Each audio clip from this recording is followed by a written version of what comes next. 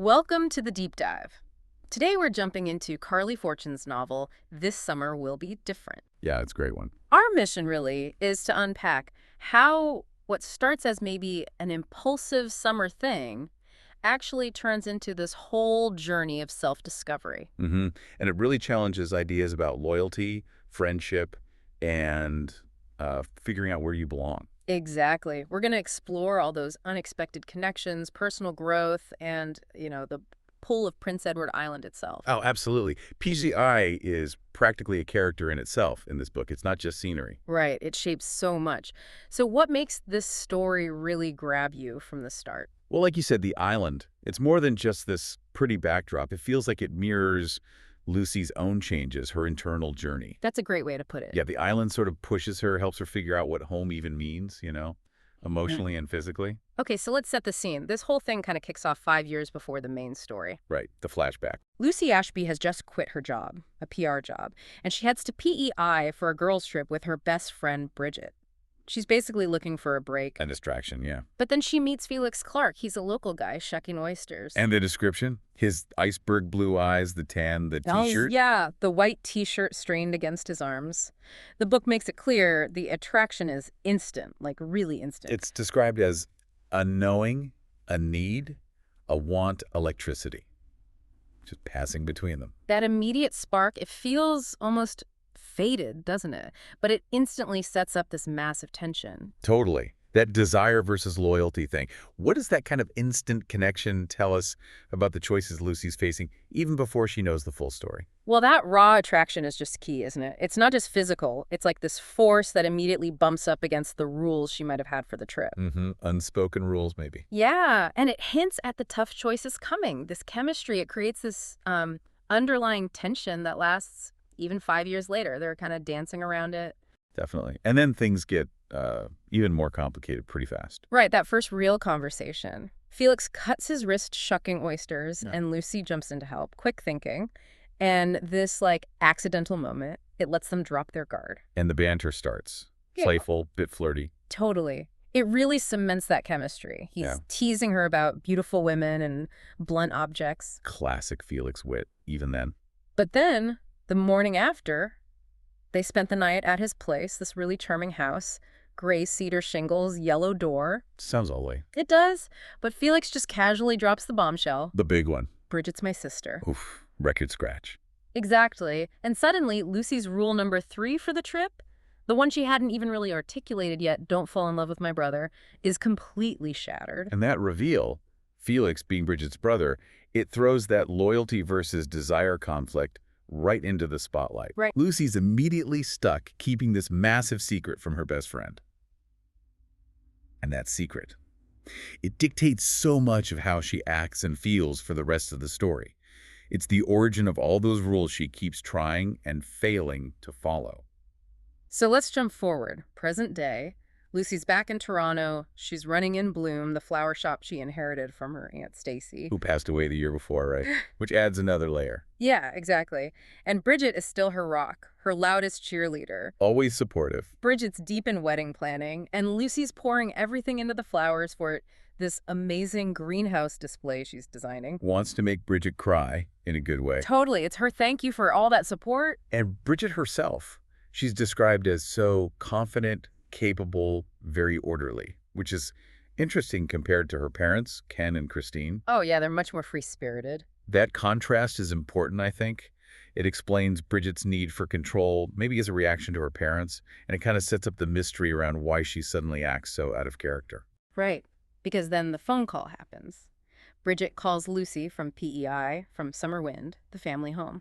And she sounds awful. Totally broken and small, says she needed to get away, and basically pleads for Lucy to come, right now. Which is so not Bridget. Why would Miss Orderly ditch her wedding plans and sound so lost? It's a huge red flag for Lucy. You can feel her conflict. She's got work, meetings she's already pushed. Her business is demanding, especially after losing her amp. But her best friend is obviously falling apart. Bridget never acts like this. Lucy knows something is very wrong. It completely disrupts Lucy's own, carefully managed life. So she drops everything, flies to PEI. And the reunion with Felix?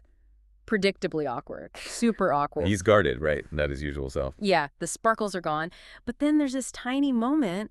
He gives her a snack bar in the car because he remembers she gets carsick. And Bridget notices. She's surprised. It's this small thing, but it tells you and tells Bridget that history is still very much there. How does that little gesture kind of highlight the tension? Oh, it's huge.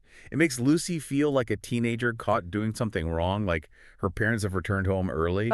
Yeah. It just proves that their past, that secret, it's still right there under the surface. They can try to ignore it, but it's powerful. But despite that awkwardness, the Clark family home, summer wind, it still feels so welcoming. It does. The shaggy mudroom, the rumpled furniture, it feels lived in, real. Like a place where real life feels a world away. And Lucy can't help comparing the Clarks, so self-actualized, resilient, physically affectionate, with her own upbringing, which was much quieter, lonelier. The Clarks really offer this picture of warmth and support that Lucy seems to crave, especially Christine, the mom. Oh yeah, Christine's great. Her advice is so blunt but wise. Setbacks can be chances if you look at them from the right angle. And her famous catchphrase. That sounds like horseshit to me. Yes. It just grounds everything with humor. It's such a contrast to what Lucy's known. It's like a vision of what family could be like. Definitely. So Bridget immediately sets new rules for this trip. Rule 2, no wedding talk, no work talk, just the greatest hits of PEI. Trying to escape reality. And of course, she restates Rule 3, don't fall in love with her brother. And Lucy internally is like, yep, okay, agree. Even though the feelings are clearly still there. right. She thinks it's best if we keep that one in place. Bridget, trying to enforce these rules, playing tour guide, it's obviously hiding something big she's not ready to deal with yet. And Lucy, even with her own shop worries piling up, she just commits to being there for Bridget, which says a lot about their bond, but maybe also about Lucy putting Bridget's needs first. Again. Okay, let's shift focus a bit to Felix. Okay. His life on PEI, he co-owns the salt cottages, which seem pretty successful. Yeah, he's built a life there. And he's still passionate about oyster shucking. The Canadian Oyster Shucking Championship is a big deal for him. He's really rooted there. And that rootedness, his connection to PEI, contrasts really sharply with Lucy's city life, doesn't it? And her secret dream of maybe having a flower farm somewhere else. Yeah, it sets up a challenge for them, right? How does a relationship work when one person is so tied to a place and the other is still kind of figuring out where they belong, what they even want? It's like two different worlds trying to merge. Yeah. Or maybe collide. So the oyster shucking competition, big scene, not just for Felix winning, but because Joy shows up. Ah, Joy. Yeah. The ex-fiancée. And Bridget's childhood best friend. Lucy's totally floored because Bridget and Joy suddenly seem really close again after years of basically not speaking. Why is Joy being back in the picture such a big deal? Well, the history there is intense. Joy and Felix were together for 7 years. Oh, Engaged. 10 years. Yeah. And the breakup apparently wrecked both Felix and Bridget. Joy didn't just dump Felix. She apparently ghosted Bridget, too, who saw Joy as her oldest friend. Wow, okay, that explains a lot. It explains Felix being so guarded, and it gives real weight to Bridget's rule number 3 about Lucy staying away from him. It's not just theoretical. There's real pain there. Okay, so Felix wins the competition. Big moment. And Joy runs up and hugs him. Mm-hmm. And Lucy has this instant possessive thought. Mine. She even wonders if she said it out loud. It's just raw emotion bubbling up. And that raw feeling pushes her.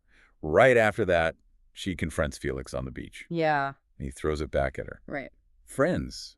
Is that what you thought we were? Oh, yeah. That line, it just cuts through It everything. forces them both to stop pretending, to actually acknowledge what's been simmering between them for 5 years. No more playing by unspoken rules. It's a demand for honesty. And the conversations they have on the beach after that, they're really something. Lucy admits she's kind of shrunk her world since her aunt died, just focusing on work. Yeah, closing herself off. And it turns out Felix is the only person who knows about her secret dream, the flower farm. Why is it so significant that he's the one she's told? What does that do for them? It deepens things beyond just the physical attraction. You know, it shows real intimacy. And it connects back to that secret language they had going. The books and seeds. Exactly. Felix sending her seeds, Lucy sending him books. It's like they've been quietly nurturing each other's hidden hopes all along, despite everything. It shows this powerful undercurrent. But then the other shoe drops. Bridget finally reveals her big secret. The reason for the escape to PEI. She and Miles, her fiancé, are moving to Australia. for 2 years for his job. Wow. And Lucy is just gutted, absolutely devastated. She feels like she's losing her everything, crying, saying, I don't want you to go. And that's a real aha moment for Lucy, isn't it? As painful as it is. How so? Bridget leaving forces Lucy to face this truth. Bridget can't be her everything. No one person can.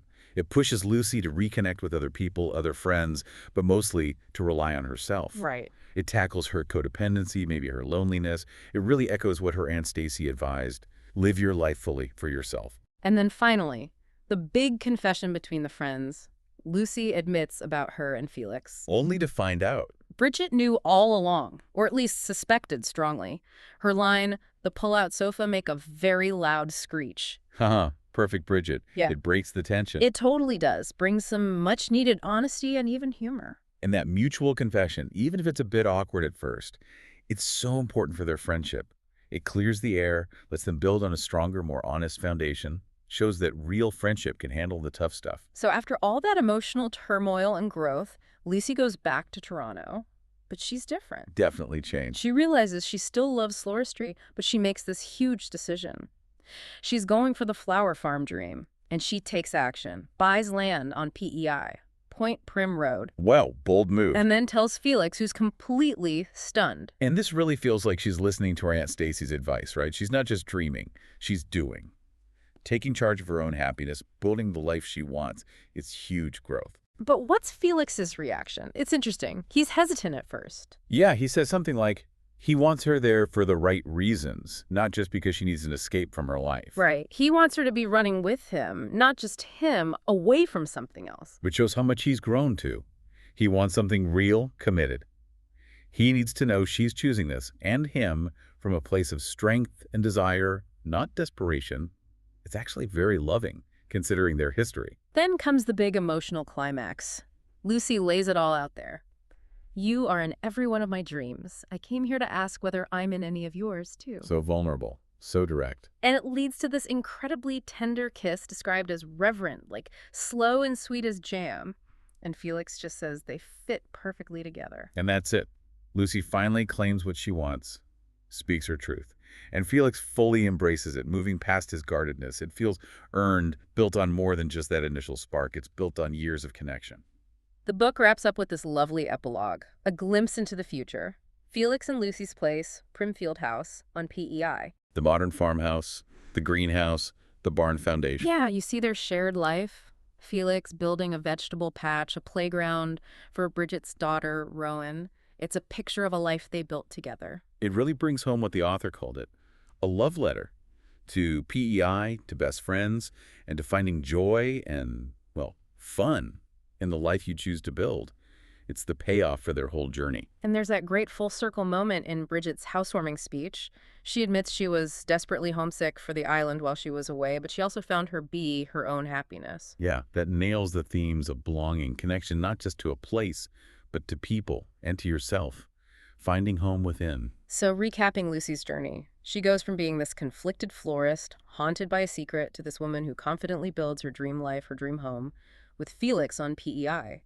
She learns to trust herself, speak her truth. And I think for you listening, the takeaways are pretty powerful. Have the courage to chase your own dreams, even the ones that feel, impossible. Understand how vital honest communication is in romance, in friendship, everywhere.